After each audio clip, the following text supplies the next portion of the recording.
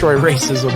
Kenny was amazing to be able to run into the hallway. Honestly, I don't think we have a ton of guests. Make sure to go to southtexascomiccon.com to cosplay, the people, the customers, and just to interact with everybody. That was fun. I really like the SpongeBob voice actor. It took me about a month to play Transformers. I didn't know that. Meeting some of the comic creators, we got to meet Capullo. That was really cool. We got to people were spending money. That's all we can ask. Awesome. So a great turnout. Probably maybe our most successful midnight release. The best part is doing it with my awesome son. That is the best. Just accountability and representation. You gotta be a humbling.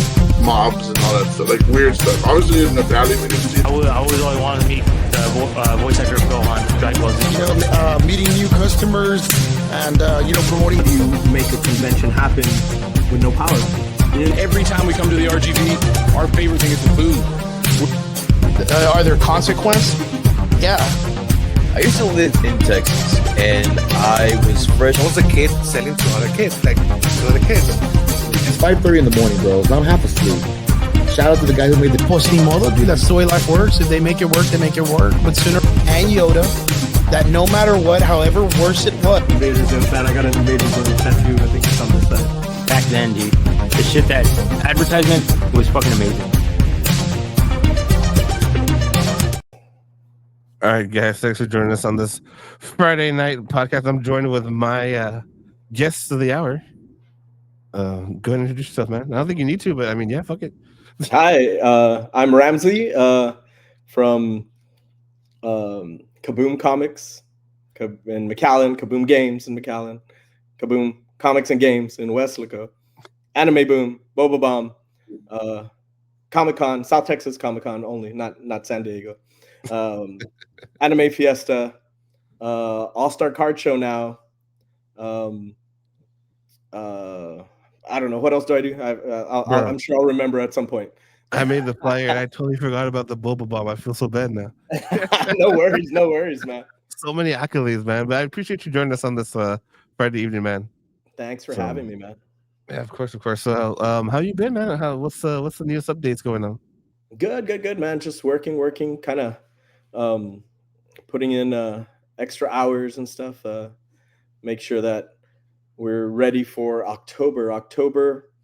What is it? 3rd, 4th, and 5th, I think, is Anime Fiesta. So it's our annual anime show. And we have a lot of cool things coming up for it. A lot of first times. Just always trying to grow it. I think hopefully meet people's expectations. Sometimes I think people have really high expectations sometimes for the Valley, but we try. I think a lot of people think we're like some kind of corporate convention, backed by millions of dollars, and we can, snap our fingers and Chris Hemsworth is going to appear here, Right. I mean, I'm not saying that wouldn't be cool, but it would be cool. It would be awesome, but yeah, it's we're not that big yet. I think we need to probably quadruple our attendance to be able to afford him, and we don't even fit as it is at the convention center anymore on Saturdays. So yeah. Oh man, I went on a whole long rant. I'm sorry. You're good, bro. You gotta stop me, man. You gotta stop me. You're good. It's all the info people want to hear, man. But before we start the podcast, man, before we go into depth, for everybody that's normally follows us, so I've been having a lot of in-person interviews, and I'll be transparent, guys.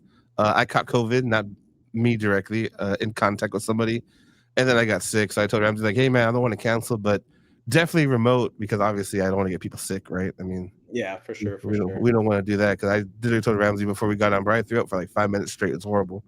But I had a package delivered to Kaboom that I didn't touch. So oh, yeah, that's right. Yeah, what's it called? I was like, I'm gonna get my buddy, my person that helps me with the shows. I was like, hey man, can you do some side quests? He's like, yeah, I got you, man. So he did some side quests, man. So I believe you got the package, man. Do you want to open it up just so we can kind of show everybody what it's gonna be? Yes, sir. So this here is it is. Different. It's like triple wrap, man, because I didn't want no one to open it. I'm not gonna lie. No worries. I was like, I don't want Isaac to give out the secret, like. Yeah, I'm sure he was tempted to open it. Like, what did they get me? Anyway, I don't have fingernails. I bite them off. So much Hey, just rip it, bro. It's fine. anxiety, that I gotta chew them You're off. But I'll you're get it gentle, man. eventually. I would just It'll be rip that stuff. it'll be the end of the show by the time I'm done. Okay, there we go. There we go. All right, it's not gonna bite me, right? No. It's it's like All triple right. bag though. All right, first bag down. All right, second bag. Oh damn, even with duct tape and stuff. Yeah, I got trust issues, man. Tamper proof. Let me see. I don't want to mess up whatever's inside. And okay, and then we got a. Oh! There we go. All right. Perfect. Oh damn! So it was tamper proof. So you'd know if I took a peek beforehand, right? Yeah, a little bit. Yeah. Oh shit! Another one. All right, and almost done, guys. It's like Christmas over here. Right. Secret Santa, bro. Almost done. All right, so I'll get that one off, and then I'll tear it here. Tear it here to open and reuse. All right. Is that the last one? That should be. I mean, I'm not gonna lie, man. I didn't pack it, so. All right. Oh, cool. All right. So we got some Poscas. I love these. These are awesome markers. And what are these? Oh, are they? They should be sketch covers, I believe. All right. Let's see. Let's see. I know. Yeah. Just. So we got a Detective 27. Oh, Batman #1. Okay. Sketch cover. All right. We're gonna sketch on that. You want me to sketch on the yellow part, right? Hey man, whatever you want. All right. Yeah, you can pick falling apart. You can pick either one, man. This was just to protect it, so. Yeah, you can pick either one, but I figured with your artist skills, All right, that's asking a lot, man. My skills are only so. All right, and what's this one? We'll see. What's going on, Johnny?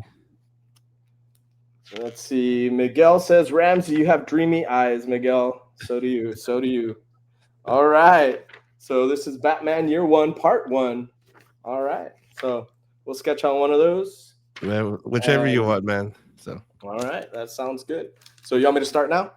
Yeah. So I'll have you sketch during the interview, man. A little bit challenge there, throwing the gauntlet. What am I doing with these things? Are they for you or what?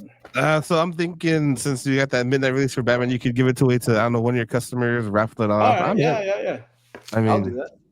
Whatever works, man. I just wanted to throw the gauntlet down because I know you're a big comic artist. I've seen a lot of your work. So I bought that Boba Fett one, bro. The one that you had for at South Texas Comic Con, the card. Oh yeah. And because I told my buddy, like, bro, I need that Boba Fett. It looks fucking sick. And I literally I put it in my tote. I have a tote that I take to every show. Yeah. Every time I'm like, oh, bro, and I'm like, if I ever run around, like, I get him to sign it, man. Like, damn. But it's just there, man. But it's like one of my favorite sketches. I mean, you have some good ones, man. But I'm a huge Star Wars fan, so Boba's like fucking cool. He's your boy. Yeah, so I was like, fuck it. But definitely, man. So talking about comic books and exclusives, man. I know you recently had a comic book exclusive. Yeah. So we decided to.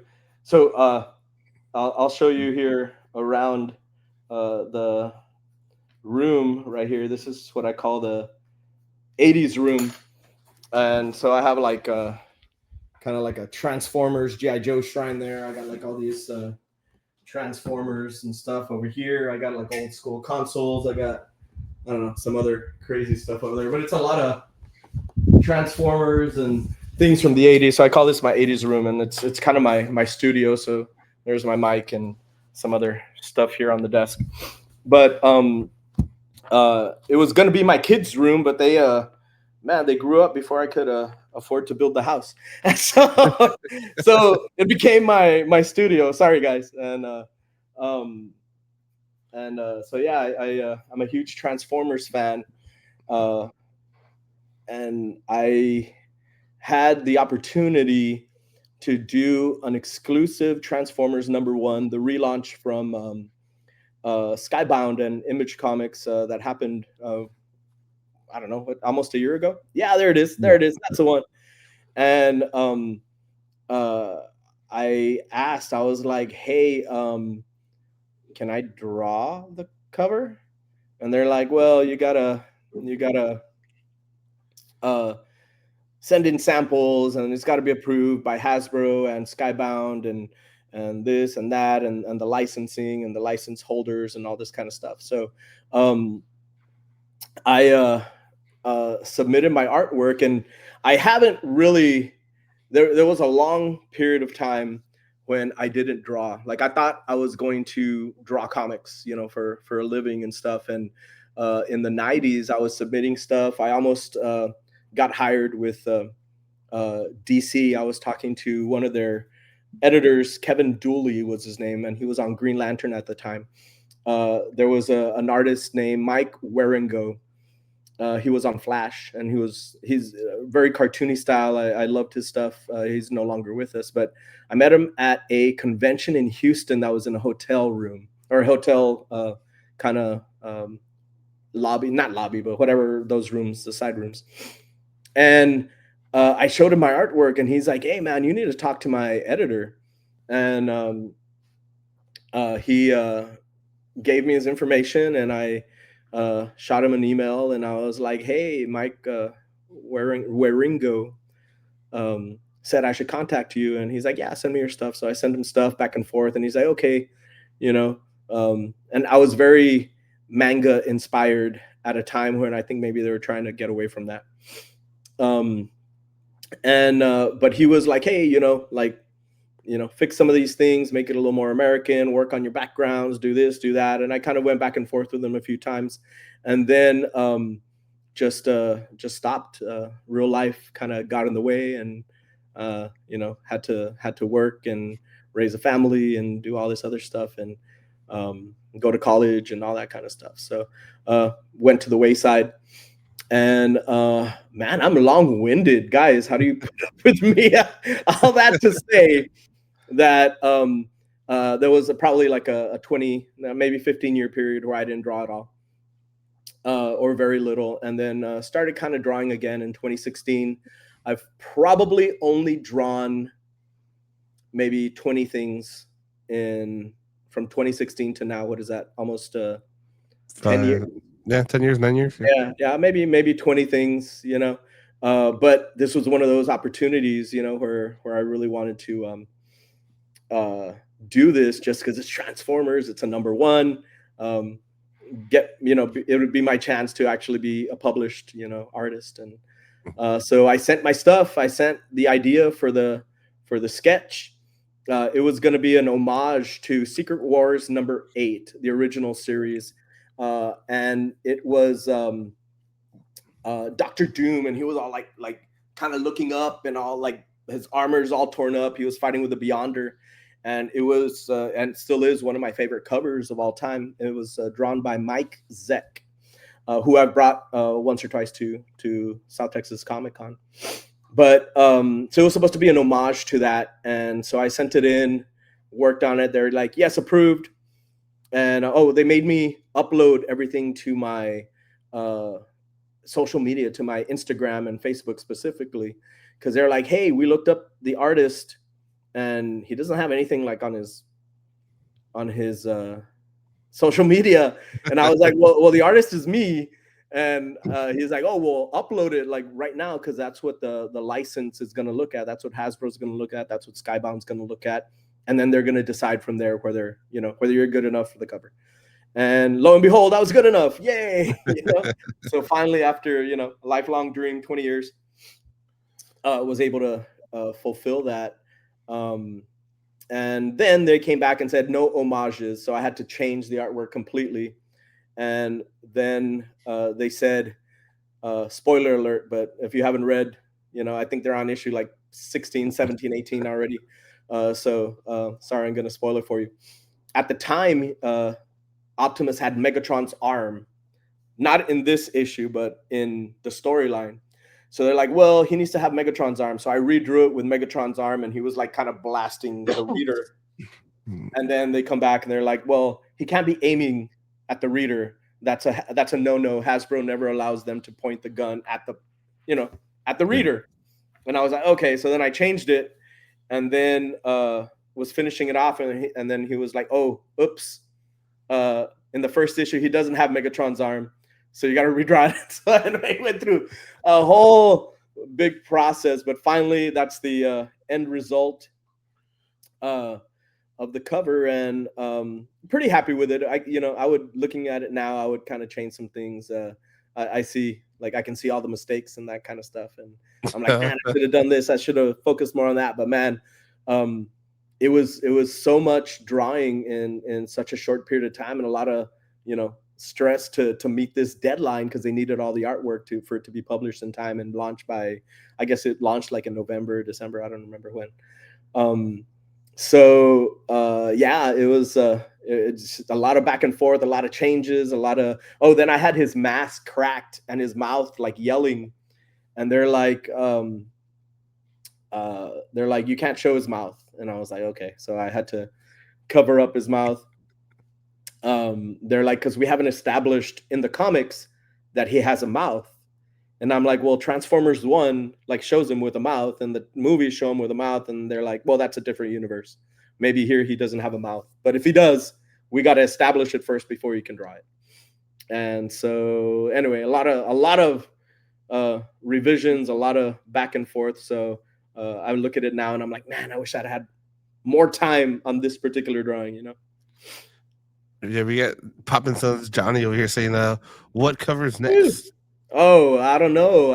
We'll see. Yeah, it's been a year, so I got to do something, I guess. Oh, I'm supposed to be drawing too. I'm sorry. I'm sorry.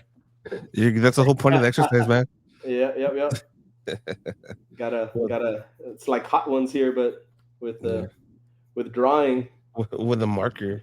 Well, I don't know. We'll see, Johnny. We'll see what's available. I almost threw my hat in the ring for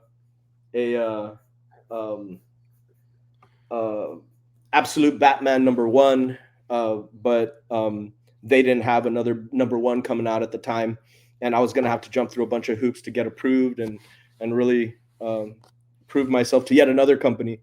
I considered doing a G.I. Joe #1 because that's one of my other favorite properties as a kid. And so I don't know. We'll see what comes my way. Maybe I die tomorrow and that's the last one. I don't know. We'll see. Hopefully not. But maybe. You never know.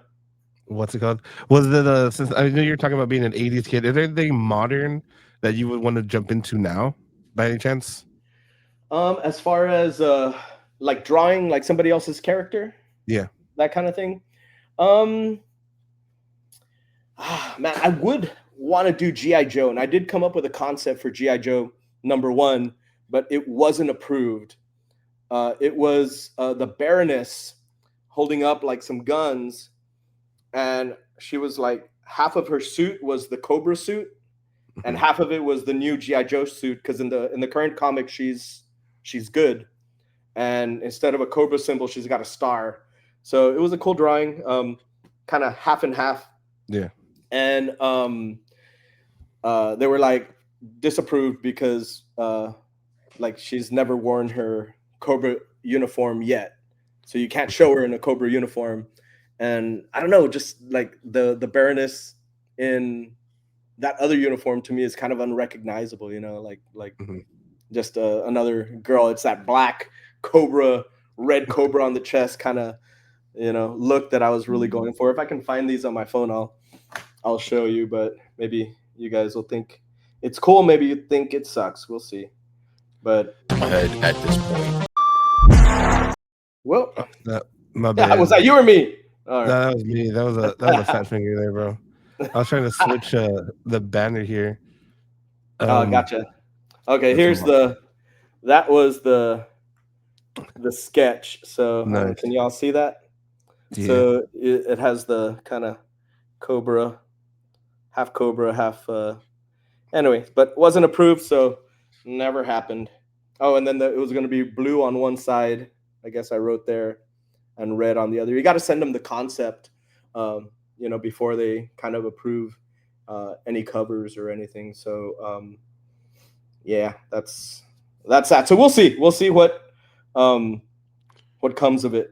But yeah. And the Walking Dead, I didn't know that you had a Walking Dead cover one. Was this Something Yeah. earlier? So that one I didn't actually draw. So that one was, I guess, offered to us, and it was the very first exclusive. And they were reprinting Walking Dead #1. And so what happened was they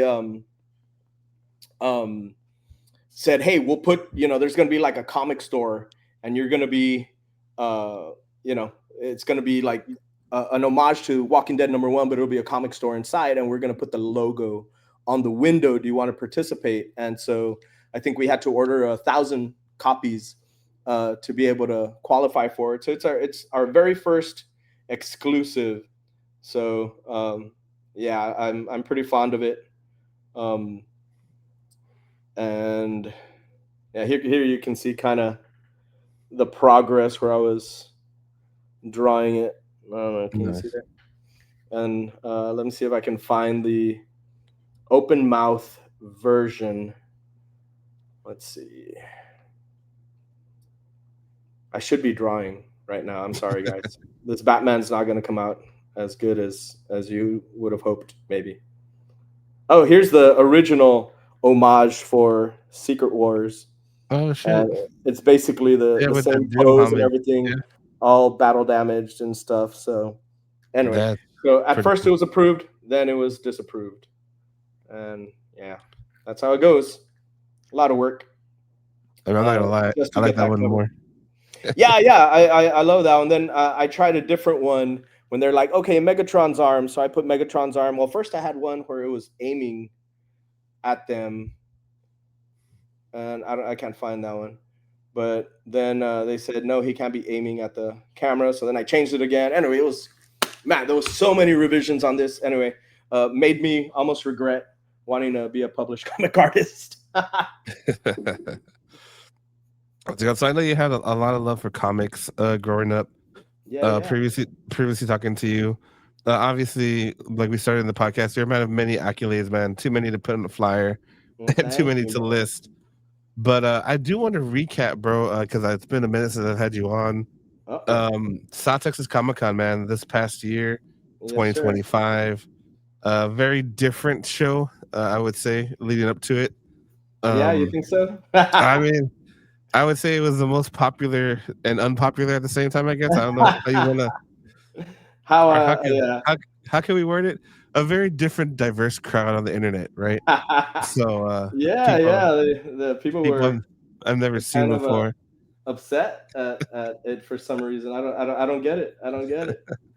But what was the biggest highlight for this year's Comic-Con? I mean, I know every year you strive to bring more guests or adjust. I mean, right? You could have 30 guests or you could have 10 prime time guests. I mean, it's a decision you have to make as the organizer, business owner. But what were some of the highlights that you enjoyed about Comic-Con this year compared to last year? I mean, for me, I got to meet one of my heroes, which was David Hasselhoff from Knight Rider. So I grew up watching Knight Rider, wanting to be David Hasselhoff. He'd get all the chicks. He was like, I don't know, tall and handsome, and everybody in the 80s, or at least all the women adored this guy. So I was like, wow, I need to be this guy when I grow up.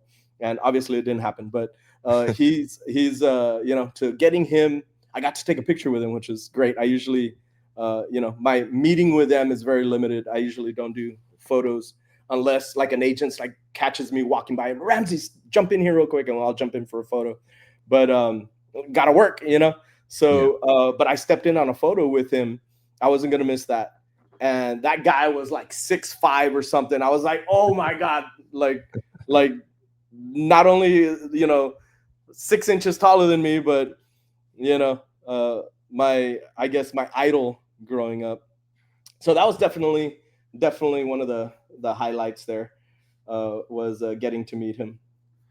Yeah, that was cool. My biggest one was Gabriel Iglesias, man. I thought that was a great, I thought it was a great pick because he doesn't do a lot of them, and I think it was a great cultural pick because obviously the Valley, right? Like I saw that like as a super like attending to the people in the Valley. You know what I mean? Like I hope so. I feel like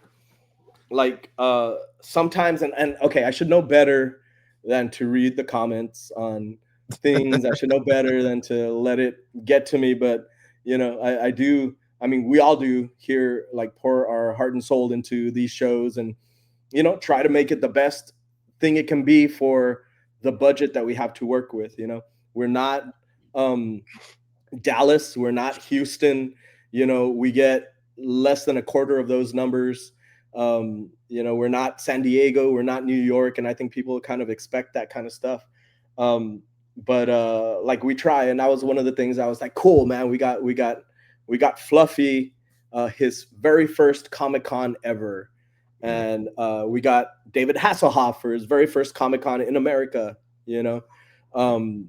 and which I thought was a really cool thing, but maybe I was the only one. I don't know. I guess for Fluffy and the people that came to meet him, they were happy, but they're usually not the loudest. When somebody, it's like, you go to a restaurant's reviews, right? If you have a great experience, okay, cool. You'll go back, but maybe you won't leave a review, right? Yeah. But as soon as you get one wrong thing with it, oh man, that person's pissed. They're gonna let you know, and those are the ones that kind of really, hurt the heart, And but yeah, I mean, his line was nonstop. He was a trooper. He was awesome. And yeah, I mean, we're really happy to be able to bring him in and have it be his first show here in McAllen. And I don't know if we get enough credit for doing stuff like that. I think people are like, we want Chris Hemsworth, we want Chris Evans, we want Tom Holland, we want Robert Downey Jr., we want Ryan Reynolds, and it's like, okay, we're in the valley, guys. Set your expectations a little lower, because we need a way bigger convention center, and we need 4 to 5 times the people to be able to afford $500,000 to bring one of them guests in for 4 hours. So yeah, that's how it goes. Dancing Chuck Norris was fire. That's true. Yeah, and that was another one that I got to announce on my birthday. We had been working on Chuck for a while, and finally were able to get him in, and I got to announce him on my birthday that year, and that was cool. Was that 2022? I think. Yeah, I believe so. When we announced him, and that was, I thought, was a pretty great guest for us to get down here. So, but yeah, I mean, we do what we can. Try to bring people that South Texas hopefully wants to meet. Mostly we get it right. Sometimes we get it wrong. And we'll keep going up to bat and hopefully hit a few home runs, and sometimes we'll hit some base hits, but yeah, sometimes we haven't struck out yet, so that's a good thing so far. That's all that matters. Big Rob saying, oh, Rhea, yeah, she's definitely on the list, but WWE wants some crazy money for that, so we'll see if we can make that happen. I would believe no that, promises, man. No promises, Robert. I'm sorry. Or Stone Cold, bro. I'll do anything to meet her. Okay, I need $100,000 right here, right now. Cash money. Cash money. It might even be $150,000 at this point, because she's only becoming more popular. So, and that's going to be for 3 to 4 hours. So imagine how many people we need to squeeze into that convention center to make that happen. Yeah. Definitely. So Comic-Con, was great. Fluffy again, cultural perfect pick in my opinion. I mean, you could buy his auto online. So for me, it was more about meeting the person and so forth. Yeah, right? Yeah, for sure. Like, yeah, that's I think what most people were excited about was getting to actually talk to him. So yeah. And then I can't talk to Comic-Con, bro, without having to bring up the one little highlight of the setup, bro. Highlight. Highlight, low light. I mean, I don't know what you want to call it. I thought it was a highlight. Personally. Well, what do you think? You tell me the truth. Was it a highlight or a highlight? Because I always believed, haters are stronger in packs. You know what I mean? Oh yeah. Like the time we were hit by a storm early Saturday morning and we had no power, and I kept telling people outside, we have no power. As soon as the fire marshal lets us get more people in, he's limiting us to only 1,000 people inside. There's another few thousand outside. I was like, as soon as the power comes on, they keep telling me any minute. Anyway, hours went by and it didn't come on till like 3 or 4 o'clock. But man, those comments, everyone was like, "What's wrong with you?" And then people were like, "Don't walk outside. These people are gonna hang you." But I had to, and I think it was Deadpool Joe, to Deadpool. Yeah, too definitely. It's like, "I'll escort you, man, because I'm very worried that they're gonna mob you." Like, really? Like, we have no power. I have no control here. Like, people were saying like you obviously didn't plan this well enough, and you just oversold tickets because you're greedy. And they're like, what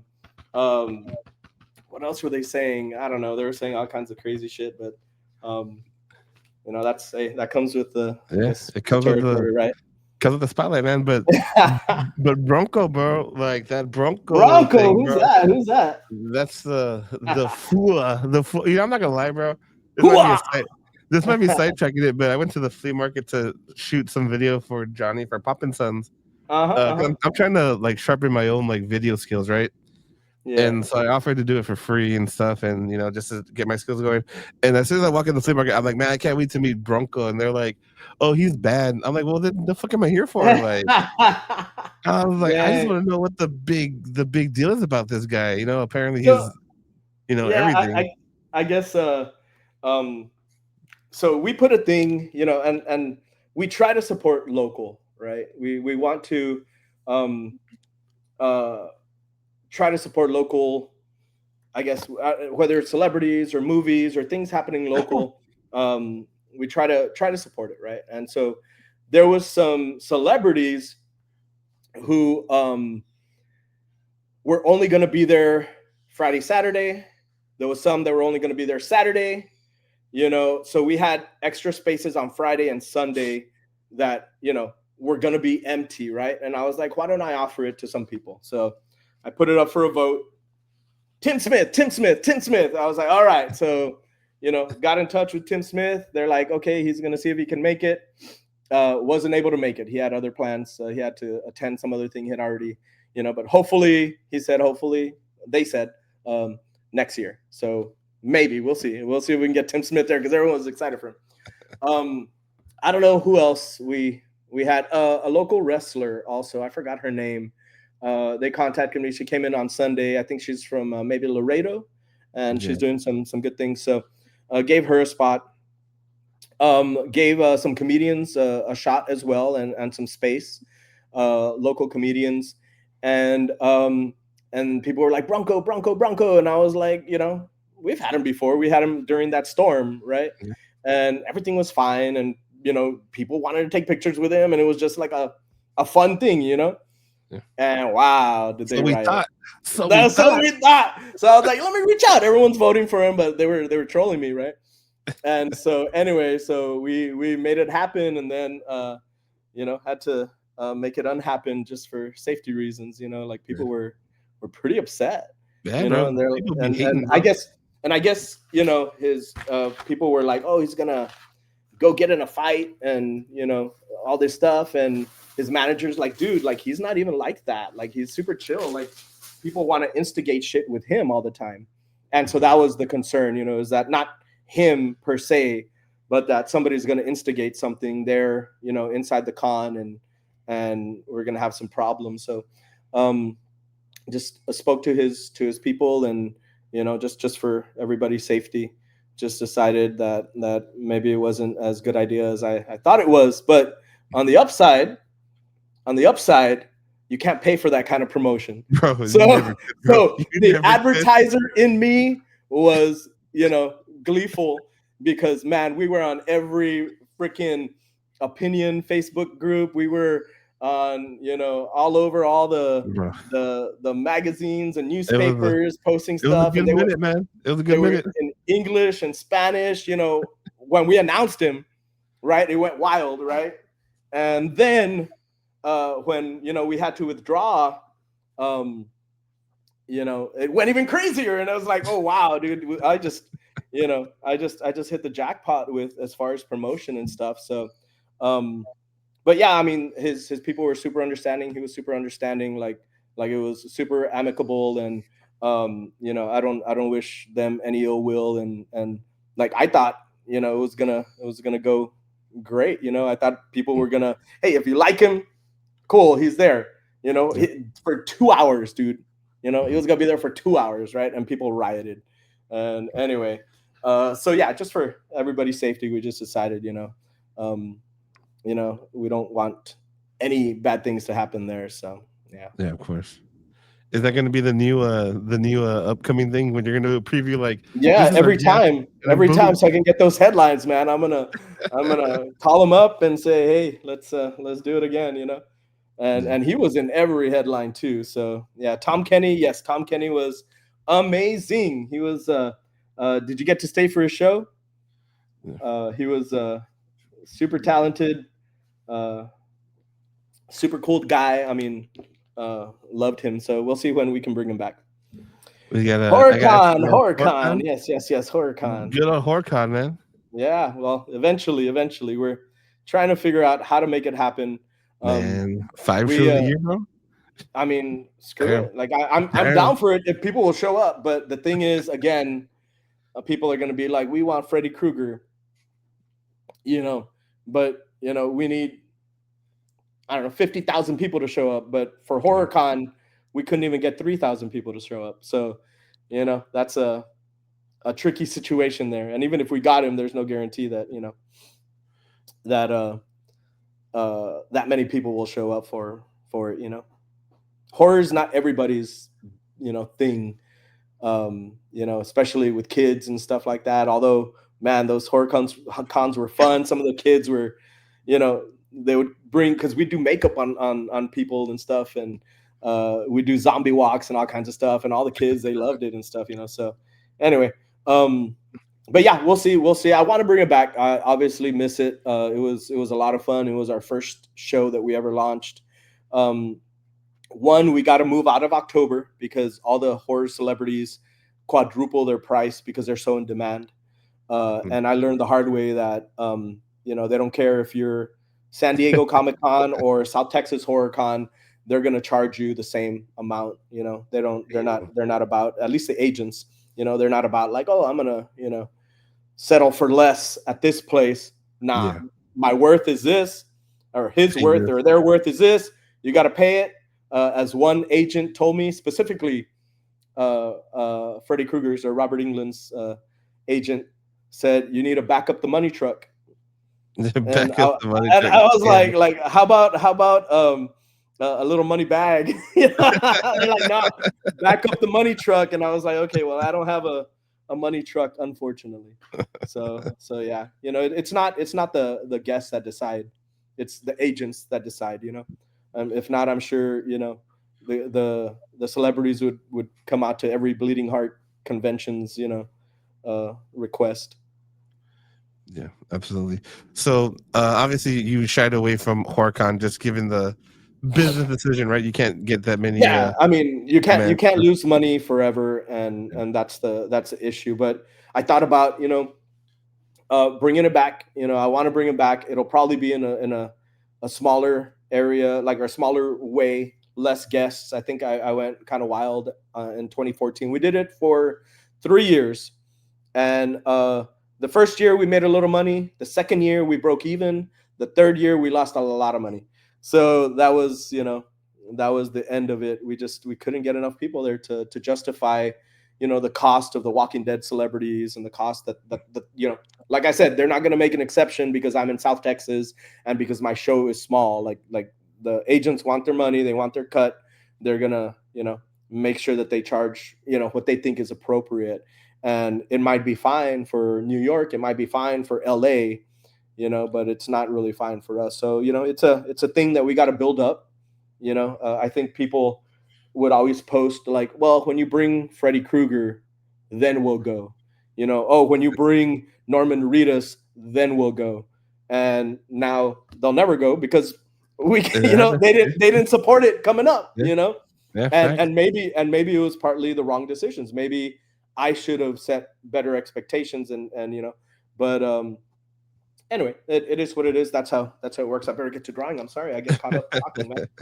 You're all good, man. So with HorrorCon being displaced out of the lineup right now, Which my challenge to you, man, we can touch on it later, is I would love to see another Fan Expo weekend, bro. I mean, just between you and me. Oh yeah, fan weekend. Yeah, Yeah, fan that weekend. one was fun, but again, no one showed up. Yeah. But it was also the flood happened in Houston and Round Rock and not Round Rock, all that Gulf Coast area. So that happened. We had to refund a lot of people who were going to come down for that, but we had the DeLorean there. We had the Kit car there. We had an R2D2 robot going around. We had Rey Mysterio Jr. We had Miley Flanagan, the voice of Naruto. Who else did we have? Blue Power Ranger. I don't know. We had a bunch of people there. But anyway, that morphed into it was our September, October show, our fall show, and it morphed into basically Anime Fiesta eventually. Funny story, because that's what I wanted to talk about. Yeah, there we go. Perfect What's the segue. cover? So Perfect Anime Fiesta segue. coming up. This is going to be your how many years? Your 4th, 5th? Man, that one I don't even know. I'm not even gonna lie to you. 2019. 5, 6. We skipped 2020 because of the pandemic. So 2021, 2, 3, 24, 25. Are we 25 or 26 already? We're 25 technically. 25 still. Okay, so it'll be our 6th one. Yeah. So with Anime Fiesta coming up, man, we got in the comments David asking, are there going to be any Naruto at Anime Fiesta? We've been working on Miley Flanagan for a while. Yuri Lowenthal was another one that we had a couple years ago. Wasn't available for this show, but we're trying to get him back. Dave Wittenberg is another one that we want to get there. But man, we keep striking out with our dates. I don't know. We'll see. Hopefully, eventually, if not, hopefully we're working on hopefully trying to get them for Comic-Con. We try to go either or, whatever they're available for, but we'll see what we can do. I get you. So with Anime Fiesta going into the 6th year, I gotta ask you a question, man, because I just saw that you guys posted sumo matches now. So what made you guys pivot to that? I mean, I know finding innovative ways to change things, what led you to that, or what else can we expect to see? So we're always trying to kind of add more stuff to it, more things to do, more bang for your buck, right? People are buying tickets, $25, $35, $45, $55, whatever, if they're buying 1 day, 2 day, 3 day, whatever. And so we're always trying to give you more bang for your buck. And what you get, you don't get autographs, you know what I mean? You don't get photos, like that's extra, So what you do get is the live experience, the on-stage stuff, the things like that, and if you think about what a movie ticket costs you to go for a couple hours, you can go here all day, and we have a ton of stuff to do. So yeah, we have been wanting to do more with our live stuff. We have a lot of live events on stage. Obviously, our MC Freddie, or sometimes like Clifton Simmons, the comedian, will bring a lot of life to the celebrity. Make it kind of like a celebrity talk show style thing for people to kind of hear the stories of the celebrities. They do performances, all kinds of stuff, right? But we want to do more, right? So we're always looking for like performances and stuff, obviously keeping it within the theme, right? And so we had a chance. It didn't happen last year for the sumo, but we were able to make it happen this year. So yeah, we have a professional sumo wrestling company coming in. They're going to be performing on the main stage. There's I think 3 different matches on Saturday and 3 more on Sunday, or some kind of mix like that, that you can catch on the main stage of some of their professional sumo wrestlers. And it's like a lot of fun based on the videos they've sent us, and everything looks like it's going to be fun. So we added last year a piano performance called The Sounds of Anime, and that was a huge hit. We're gonna bring stuff like that back. Obviously, we always have my friend Josh and his band Sonic Boom. They do all the video game metal songs, and they dress up and It's a lot of fun. So yeah, we the after parties, with the DJs and stuff. So the live aspect of it is super important to me, coming from live events and being in a band, and that's my background was stage managing and event management for concerts and festivals and stuff. And I kind of brought that or try to bring that aspect, especially being a musician or a wannabe musician, into this. So yeah, the sumo wrestling just fit, and yeah, and we might have a surprise, another surprise to announce here soon. Ooh, you heard it here first. Yeah, that's right. That's right. Miguel's got a question. What's your favorite toy line and why? Man, right there. There you go. That was my first tattoo, and that was in the '90s when they were unpopular at that point. And When they then, were unpopular. yeah. At that point, I was just like, okay, you're just a big fucking nerd. Oh shit, can I say? Oh, You're double good, cuss, man. double cuss. Oh, well. You can cuss, man. But Transformers, GI Joe, those are my top favorite things. Love 8-bit Nintendo stuff. What else do I collect? Labyrinth. I love Labyrinth. Lost Boys, one of my favorite movies. And I don't know. Those are probably some of my favorites. But yeah, I have a huge GI Joe classified collection. I'm working on a video. I'm trying to bring my YouTube back in between everything else that I'm doing, where I'm kind of sorting through it. And I bought these huge tubs at Home Depot that are used to store those big Halloween skeletons. Oh, okay. And I filled one of those up with what I thought was all my GI Joe classified collection. And then I found 4 or 5 more cases, and I was like, damn. I thought it all fit. But anyway, yeah, huge GI Joe Transformers fan. That's awesome. Yeah, Spider-Man also. Love Spider-Man. Miguel's a big vintage G.I. Joe's fan as well. Oh yeah, yeah. He sold me some. Look, he sold me these right here. Let me see if I can grab them. I think it was Miguel that sold me these. I wanted them for display. Wheelie and Astro Train triple changer. Anyway, I have them on display in my room. You got to give me a good price, Miguel. Vince says, "What's one voice actor you always want to meet in person? Anyone that you haven't met yet?" Oh man, He-Man. Unfortunately, that'll never happen. He didn't like doing conventions, but potentially still can meet Skeletor. That would be cool. And then my absolute favorite voice actor of all time, Chris Latta. He was the voice of Starscream and the voice of Cobra Commander in the OG series. And freaking wild. Like you'll never forget Starscream's voice. You'll never forget Cobra Commander's voice. So unique and so awesome, and the life he brought to it. But he died, I think, in the 90s. So yeah, those that's my bucket list right there. Maybe the voice of Lion-O from the original Thundercats would be cool. Who else? Oh, Optimus would be freaking amazing. Frank Welker and who's Megatron, and why can't I remember Optimus's name anyway? But they are pricey to bring down, and they'll only do it in pairs, like Optimus and Megatron. And that's probably like a $300-$400 combo there if you want to meet them. So sometimes I got to kind of check my geekiness, and be realistic. Like, how many people in the Valley are going to pay $300 to $400 to meet Optimus and Megatron? Same thing with like Luke Skywalker. Like, $400 or $500 is what he charges for an autograph. So who wants to pay that? Yeah, who wants to pay that, or who can pay that?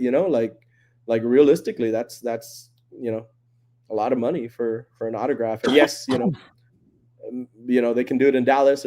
There's a lot of rich people in Dallas. They can do it in New York and in San Diego, but that's asking a lot of the Valley. So we try to keep the guests reasonable, and also not lose enough money so that we can't do the show again. We gotta, at the end of the day, we gotta be in the black, to keep it going.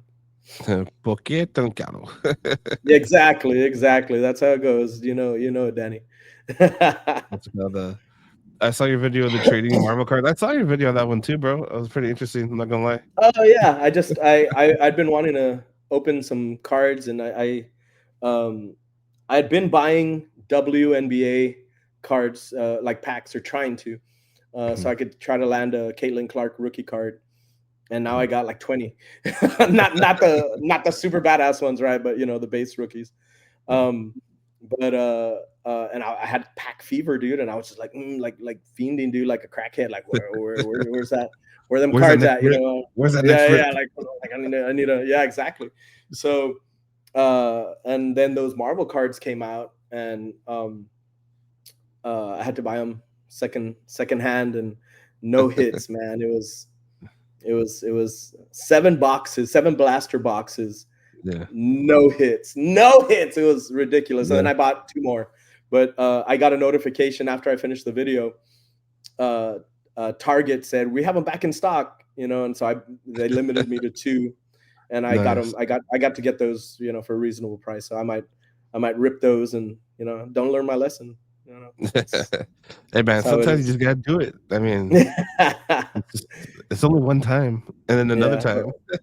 But man, dude, pack fever is a real thing, dude. It's like I'll be at Walmart, and I'm like, man, I don't care about NASCAR, but I might buy those. Man, I don't care about soccer, but I want to rip a pack. Like it's almost like crack, dude. Luckily, I'm not. It's just cards and not drugs that I'm addicted to, and comics, and toys, and collectibles, and Transformers. Yeah, for sure. And then those WNBA cards, but I guess you got to wait in line early in the morning at all these places to get them, and then they flip them for double or triple. Yeah, people are just savages, man. Yeah, exactly, Danny. That's right. By the time you hit a great card, you've already overpaid. Like especially, I'm doing another. Actually, these rips are for the All-Star Card Show TikTok. I've been ripping packs of WNBA. Paying nice. $60 for a booster or for a blaster, and getting nothing in there. Nothing. Maybe you're getting $5 worth. $10 worth. Unless you hit a Caitlin Clark or kind of like a numbered rookie, it's not worth it. And so at these prices, you can't plus at all. So, and it's like that with the whole market. Like one of the things that is happening is the wholesalers, back in the day, you'd buy from a wholesaler and say, hey, I want to buy these Pokemon cards. Cool. They're going to charge you 65%, and your profit's going to be like 35%, right? Now what they do is like, okay, you can buy only 10 at this price, and if you want more, you're going to pay market price. And it just keeps moving market price higher and higher. And that's why you see all the, all the card stores and collectible stores having to sell the Pokemon at higher and higher prices. And people think we're greedy, but it's really the wholesalers. And there's no almost MSRP anymore. It's like, the wholesalers don't have to stick to anything. They saw an opportunity, to be able to make more money. They're like, well, if, some of these card stores are going to sell it for market price, we might as well sell it for market price, And so they'll allocate you. It's called an allocation. So they'll say, okay, how many do you want? We want 50 boxes of Pokemon. Okay, well, you get 10. And then if you want more, you pay, the higher price, and it's like, oh, fuck, I thought you were a wholesaler, but anyway, I guess maybe they have their reasons, but the whole market's in shambles. So anyway, don't even get me started on that. Yeah, well, I mean, it's a good way of getting into it, man, because I mean, you are starting the All-Star Card Show, right? Yeah. And so that's your new adventure.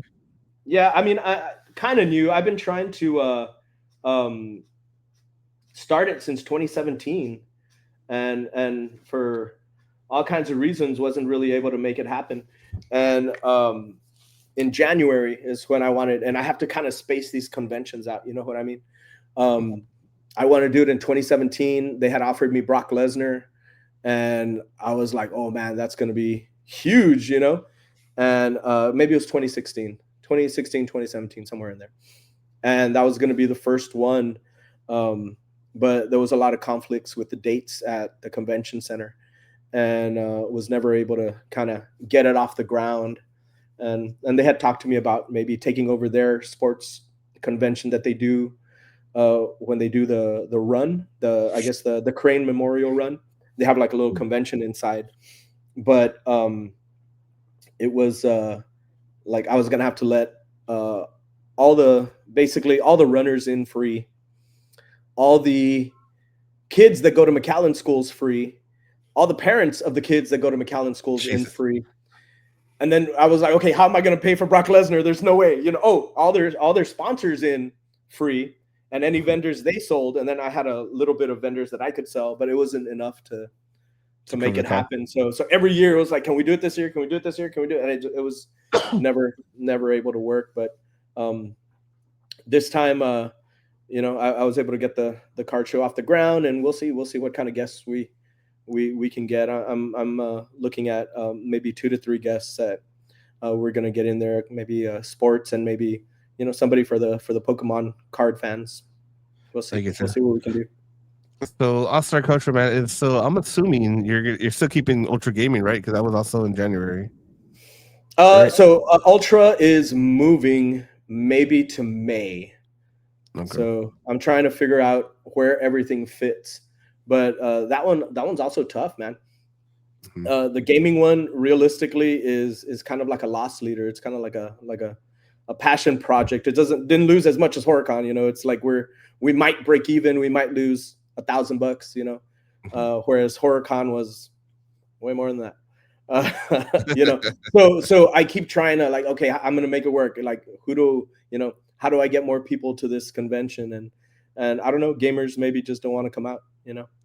And then we got to rent all that equipment, and then everybody wants different tournaments, and they're like, get this one, get that one, and then there's 20 people that show up for it, and, you know, when we needed 50. So anyway, that one's a tough one, but we're probably relocating that one to May. I get you. Nice. No, so we got All-Star Culture coming up. So what are some of the things you can share now? I'm just curious, like for All-Star? Yeah. So we're working on sports guests. A couple sports guests, maybe one, you know, baseball, football, basketball, maybe 2 football, baseball, basketball, maybe a wrestler potentially, we don't know, and maybe 1 Pokemon voice actors. But we're gonna, you know, start it reasonable, maybe 3 to 4 guests. We'll see who's available. I want to try to keep it cheaper, like at a cheaper price range. The other thing is that sports people are way different than Comic-Con guests. Like, Comic-Con guests will sit there all day. They'll meet the fans, usually whether they have money or not. But the sports agents are different, and they're like, yeah, there's no unpaid meet and greets. Like, you want to meet them, you pay.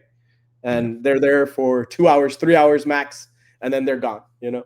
And they're very pricey. So it's a whole different world for sports. So I'm learning it. Cards, I know. TCG, I know. You know, sports cards I collect. I would collect them as a kid on one of those rips that I was doing for the All-Star Card Show TikTok. In the back, you can see the Michael Jordan Upper Deck baseball rookie card when he joined baseball that I packed. I remember when I packed that at a card store. I was a little kid, like I was in maybe 7th, 8th grade. The guy was like, "I'll give you $50 for it." I was like, "Hell no!" And I have my original Bo Jackson, where he's got like the bat and the football, you know, stuff. Anyway, a bunch of stuff that I used to collect as a kid that I found maybe like 2 or 3 years ago. And I was like, oh, wow, I still have this. That's awesome. Anyway, but yeah, sports dudes only want to do an hour. Yeah, exactly. So Danny knows all the pain, I'm sure. But it's that kind of thing where it's a whole different thing. And you know what? Like, sports guys are, you know, always charging like $400 or $500, you know, and that's what it is. You want a football jersey sign, like, you know, for the, you know, the the major players. I heard who was charging $25,000 meet and greet. Was it, I don't know, for like Joe Montana or something like that at Fanatics Fest? Like, it's insane. It gets insane, you know. So manage your expectations. Not going to be Joe Montana coming to the Valley for the, you know, for the first time. But we're going to see who we can bring. Hopefully we can bring cool, fun, interesting people that you'll want to meet. But yeah, you gotta pay, and we're not gonna, you know, we're gonna try to keep it like somebody that charges like $50. You know, try to keep it kind of at least reasonable. And we're not gonna. I don't know. We brought Dennis Rodman twice, and somebody told me he would charge a lot for the jerseys. I don't remember how much. Maybe it was $400. I don't remember. Somebody mentioned that to me, that when we brought Dennis Rodman, like, you know, if you wanted like an 8x10 or whatever, it's one price. But if you want a jersey signed, you're gonna pay a little more. But sports guys, you know, usually it's like lawyers and doctors, and I mean that can afford that stuff, but I get you. that are gonna frame it and put it on their wall, you know. What's it called? What legend, what sports person would you want to bring? No budget, you know, budget's not an issue. You get the ROI. Who would you want to meet? I mean, Jordan would be amazing. Emmitt Smith would be amazing. Bo Jackson would be amazing. Joe Montana, you know, Jerry Rice, any of the, you know, legends would be great. You know, Ricky Henderson, Jose Canseco, you know, Pete Rose, you know, whatever. Like anybody like legends from when I was growing up, you know, I'd love to meet.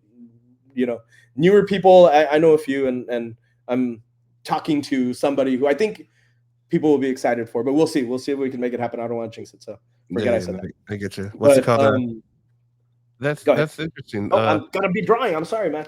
Are you like a Cowboys fan, or more football, more basketball, or a little bit of everything? Or you know, so I didn't grow up watching much football. My dad would watch boxing, so that was my thing. Like, I'd love to be able to bring like Mike Tyson.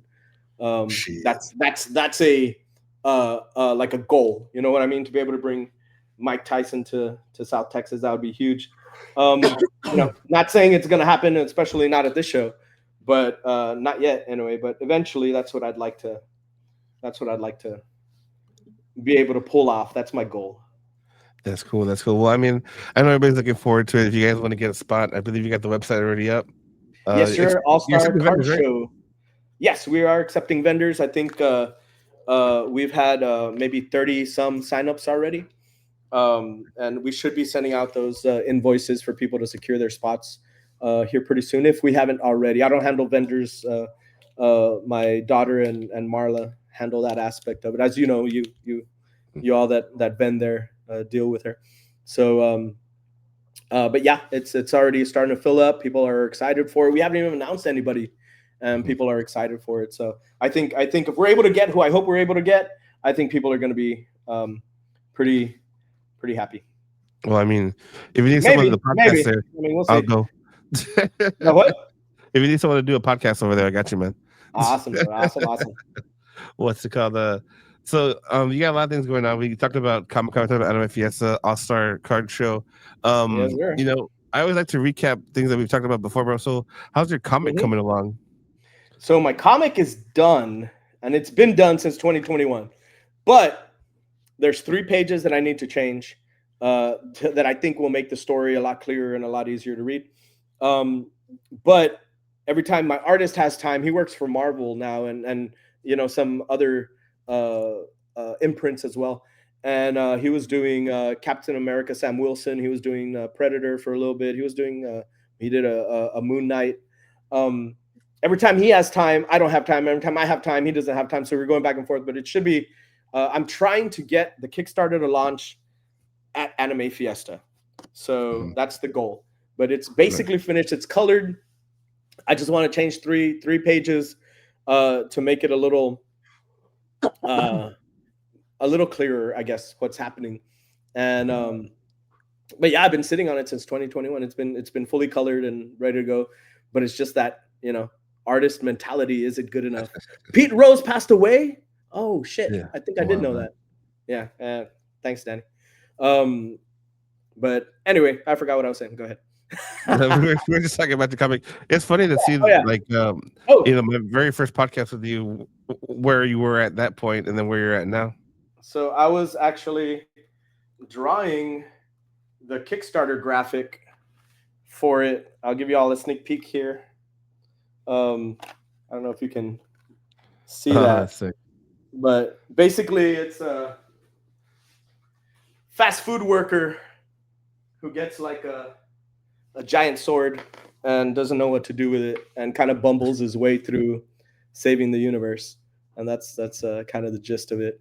I've had the concept since I think '97 is when I first came up with it. Me and my best friend Jess, who also will be hopefully launching the comic at that point. He has a comic called Phantasmo, and it's looking great. It's like a old horror wrestling kind of vibe, dude. Like you know, he grew up with with El Santo and Blue Demon, and you know, them fighting, you know, zombies and stuff like that. So that's his shit, you know, that's his love, and he really put it into this comic. And very, very happy that you know, he's almost done with it. All the art is done. I'm working on getting the script to somebody who's gonna letter it, and it looks really good. That's good. Good. And what's your launch date? What are you shooting for? I'm shooting for the beginning of October to launch the Kickstarter, and I just need to get with the artist and make sure that, you know, he can deliver the pages within a 3-month period. I think that'll be plenty of time to get the 3 pages drawn, inked, colored, lettered, and then get it printed. But I don't want to do it without that. So yeah. Oh shit! I should be drawing. My God. My God. You're all good, man. And then AI, bro. You know, there's a lot of artificial intelligence. You know, good in the world and bad in the world.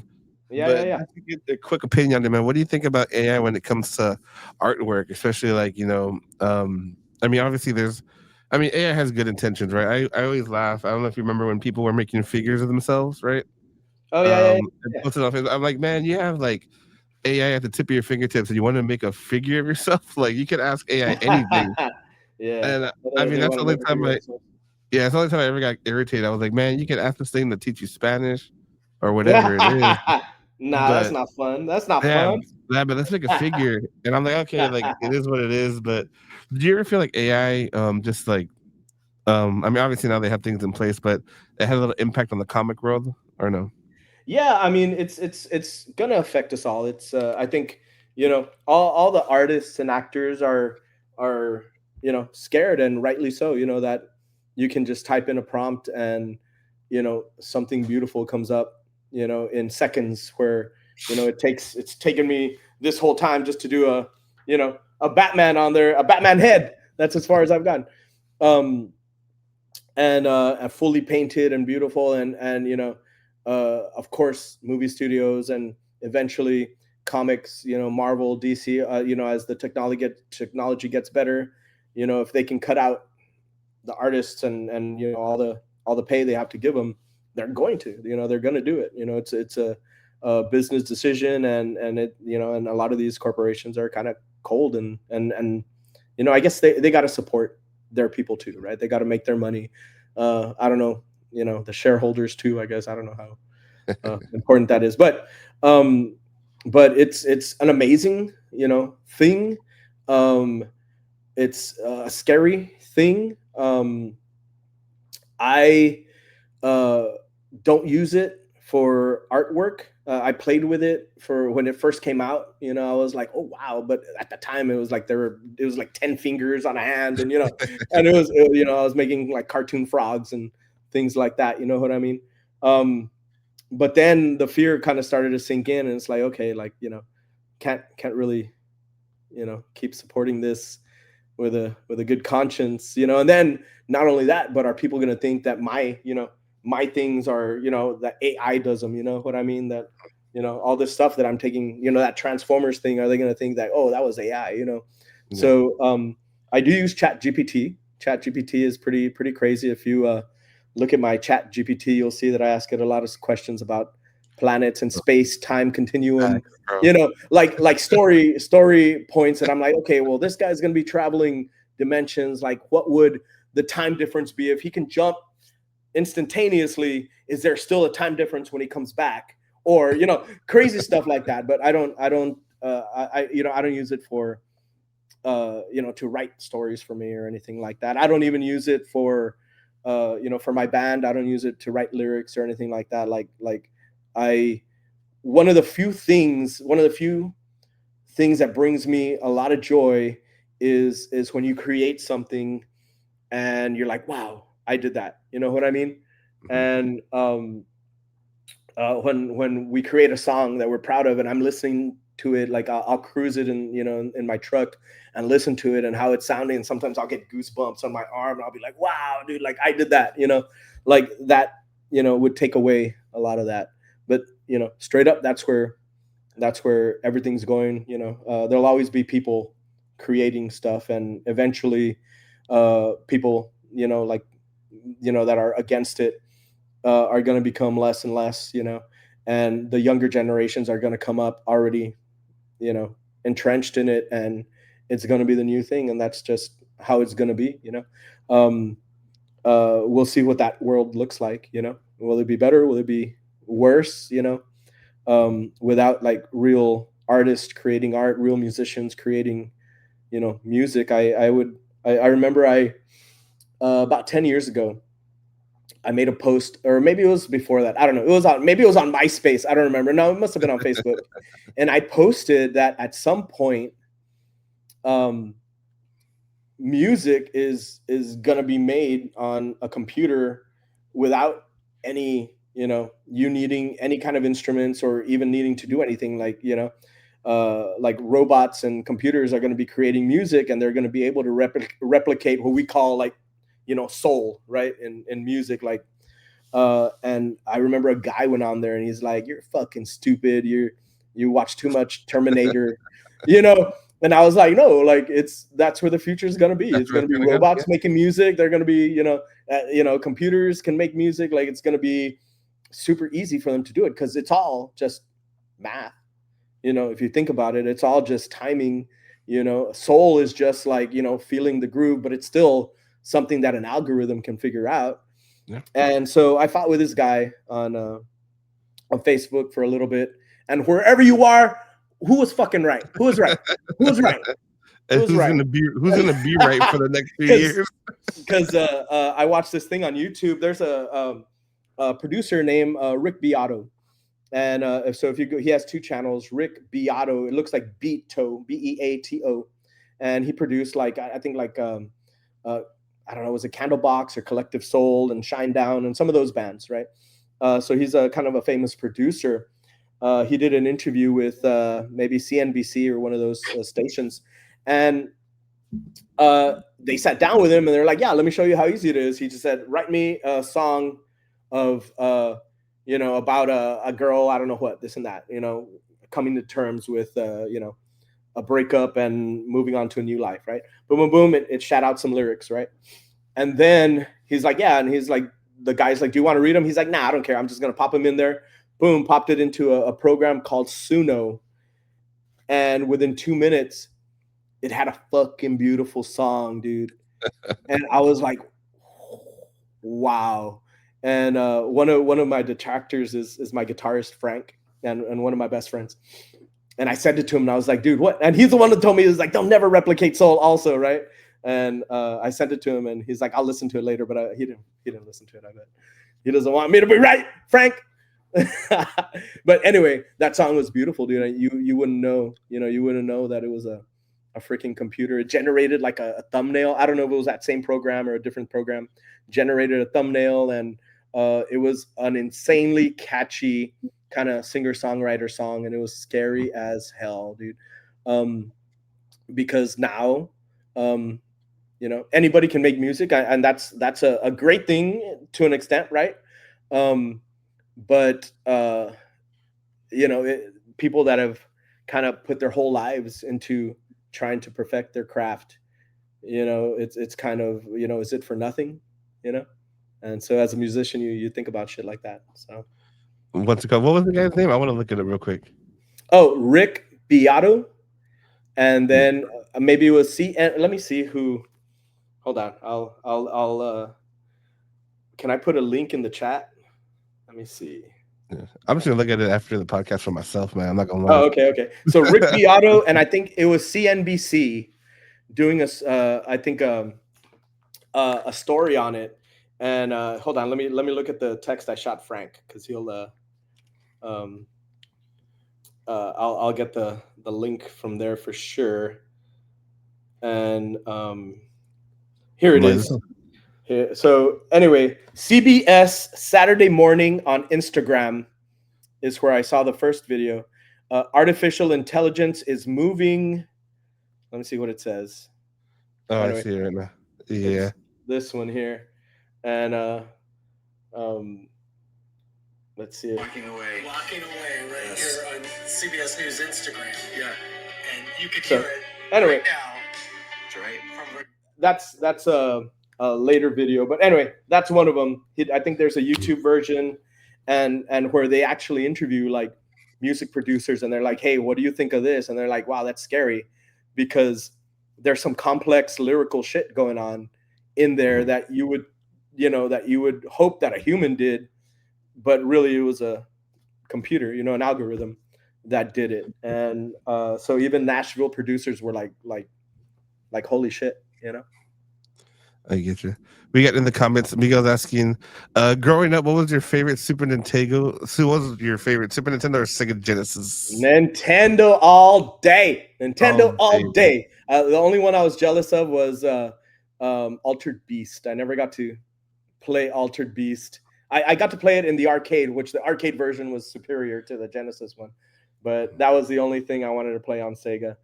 Everything else, my friend had a Sega Saturn at one point, and he was showing it off, and I was like, "Get out of here with your Sega shit, man! Nintendo over here, boy." Sega Saturn. Did you have a specific favorite game on Super Nintendo? Castlevania is oh, that's true. Is probably my favorite. Yeah, I have an arcade cabinet, a fully restored arcade cabinet of Castlevania that I was able to buy after I think it was in 2016. I had a successful convention, and I spent like, I don't know, $600, $700 on it. And now it's worth probably double or triple that, but it's an original kind of refurbed Castlevania. They probably put some new graphics on it because it's like a dedicated cab, but it's an original board, original screen. And I love it, dude. And I have a picture of me somewhere, and I'm going to recreate it. Where I beat Castlevania, and I'm like a little 7th grader, 8th grader, like holding the fucking, I'm like, and the little TV was like literally a 13-inch TV, right? We didn't have a lot of money, but I had a Nintendo, and got Castlevania somehow, and I beat it, and I'm gonna recreate that. One of these days, I'm gonna beat Castlevania, which I have here, and I'm gonna recreate that picture, dude. I'm gonna try to find the same boxer shorts I was wearing. I'm gonna try to grow some hair because I had hair back then, that kind of stuff.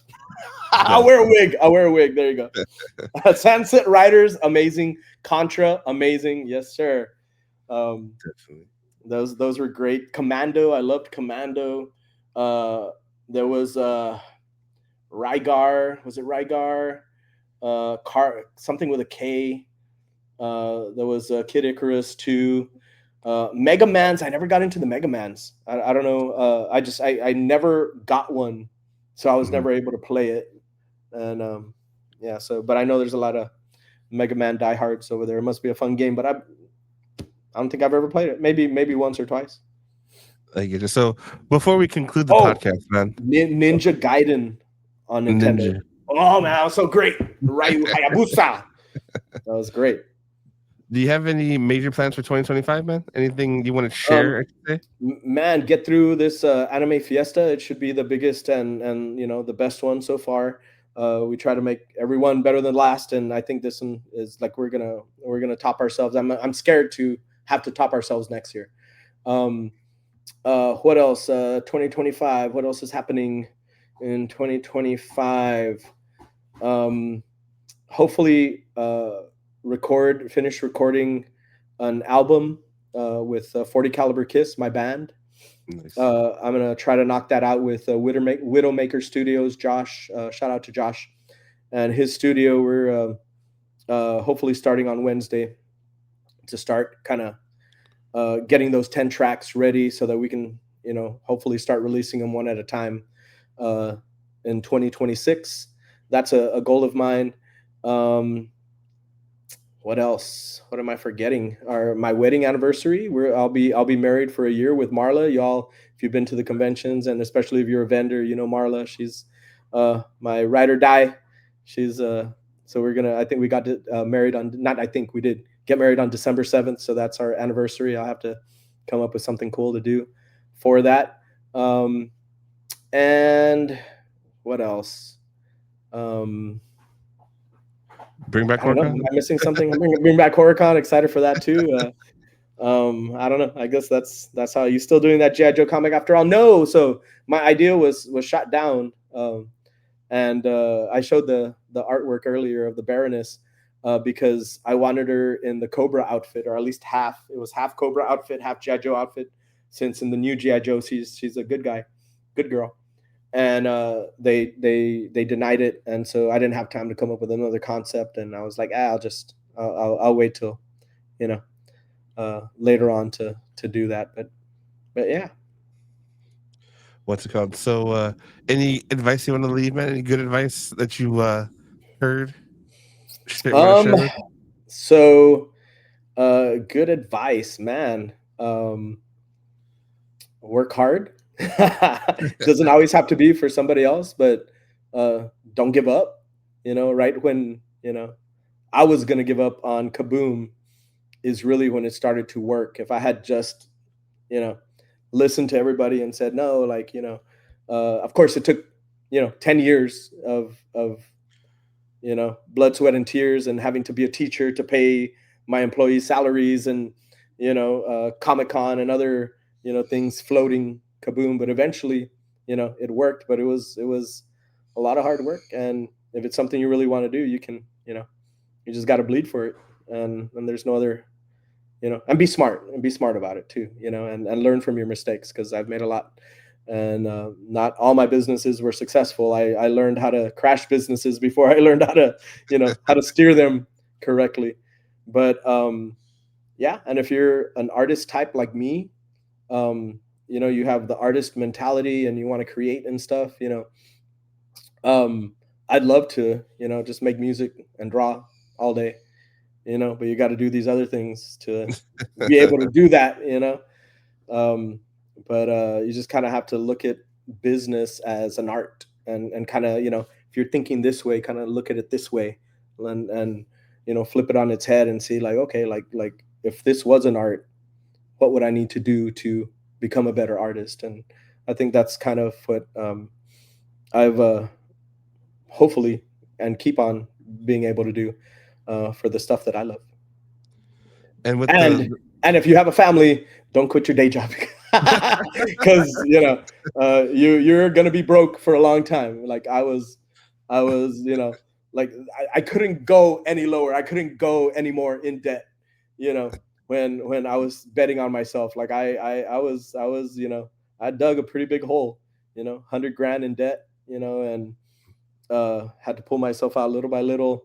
Everything, going through there, living with my mom, for years and years, just to not have to pay rent, to be able to, get these things going. So there's a lot of sacrifice in there. But if you're willing to sacrifice, you'll succeed eventually, if you're smart about it. So you got to be smart about it too, and really learn from your mistakes. What's some of the worst advice that you want to share that you ever got? So bad advice is fuck it. No pasa nada. That's that's the bad advice. And my friends, my bandmates are always like, come on, no pasa nada. It's like, as soon as that phrase leaves somebody's lips, you need to run. Like, really, like, don't fall for it. They can call you whatever you want, whatever they want. Don't oh man, I keep forgetting to draw, dude. I'm gonna have to finish it after the fact. Then they're gonna think AI did it. That's what I got so far. That's as far Nice. as I got so far. So I haven't finished shading it and stuff. But yeah, that's kind of where I think everybody needs to steer clear of is the no pasa nada. All right, No stay pasa clear. nada. Steer clear of downtown. Right. You know, if you're gonna have a bad habit, make it something in collectibles. Don't make it beer or drugs. And you know, at least you know, you can tell your wife like, hey, at least I'm not a fucking druggie. At least I'm not shooting heroin. At least I'm not popping pills. At least, you know. But then, you know, these are my pills. You know what I mean? Pup, one of my favorite characters from Transformers. Anyway, but yeah, and yeah, if I had a pill for every action figure I have, I could probably sell them and be rich. But yeah, I don't know if I can sell action figures for as much as you can sell drugs. Anyway, maybe I'm full of shit. Who knows? Don't listen to me. Don't listen to me. I just collect cool things. No pasa nada. No pasa nada, way. That's hilarious. Well, you know, I appreciate you jumping on tonight, man. We got Anime For Fiesta, sure, man. October 3rd and 5th. We do have Batman Day coming up, guys. So if you don't have your pools, So, I just I went to go pick up the package you left me, which was these you know, sketch covers, and there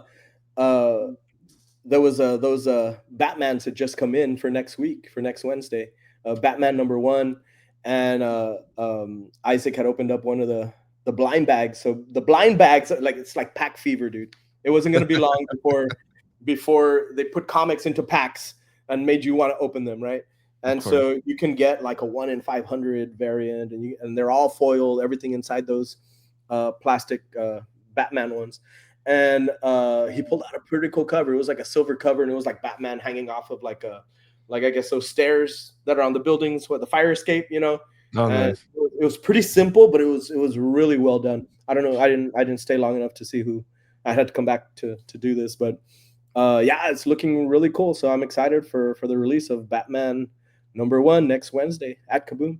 So come get them.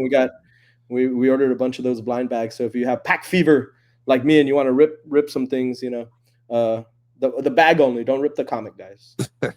Don't treat your comics bad. Yeah, it's gonna be September 3rd, right? Yes, sir. Yeah, so September 3rd, where you can go ahead and give away the sketch Batman. So if you guys are on the podcast, there's about 5-6 viewers on. So if you guys have a pool, an active pool with Kaboom, in your current, if you're current, if you're current, please keep your pools current. Or I mean, you know, you can raffle it, ticket it off, or whatever it is. But it's going to be a 1 of 1. Hey, that's right. That's right. I'll write it on there, 1 of 1. Yeah, but unless I do the other one, then it might be a 1 of 2. A 1 of 2, yeah, that's true. Whatever you want to do, yeah. But you know, I just thought I'd challenge your artist side of it. I wanted to do it in person more. Let me show you what I ended up doing, and I still got to finish it off, right? But that's kind of where I'm at the moment. It's a lot of pressure to draw on a cover, and you only have one shot. Right. You know? You can't mess it up, man. Yeah. But I give you major credit. Anything do you want to share with the people before we log off of here, man? Anything else? Yeah. So if you are a card collector, definitely check out All Star Card Show, January 24th and 25th. It's going to be our first one. Like I said, I was trying to do it since 2017, and finally got the green light to be able to do it. Back then, we were going to have Brock Lesnar. I don't think he does appearances anymore. Would he have canceled on us? Maybe, but we'll see.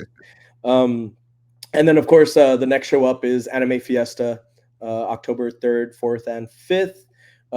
We got sumo wrestlers. We got live music. We got, you know, a lot of really cool stuff planned. We just announced Mei Hong from K-pop Demon Hunters. There you go. She plays Mira. And maybe some more guests coming out soon. So there you go. Look at go back one. That guy, if you want to challenge him, let me know. No, I'm kidding. So don't do it.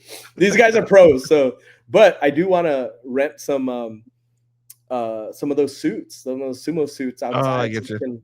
So people can, you know, let it rip. But we'll see how that goes. Oh, that would be so Ultra cool. CJ Ultra Gaming, yes, but I think it's moving to May. So we'll see. Oh shoot, October 2nd. Yeah, one day we missed it, Harley. And yeah, CJ says he's already too deep in collectibles, video games, and consoles. Nambe, sir. Sir. So remember, guys, no pasa nada. No pasa nada. That's gonna stick with me forever, man. I hear it all the time, man. My friends, right. Especially, they catch me and they're like, "Hey, drink a beer," and then they're trying to get me to do wild shit, and that's always the thing. No pasa nada, no pasa nada. But I don't listen to them anymore, no more. no peer pressure over here.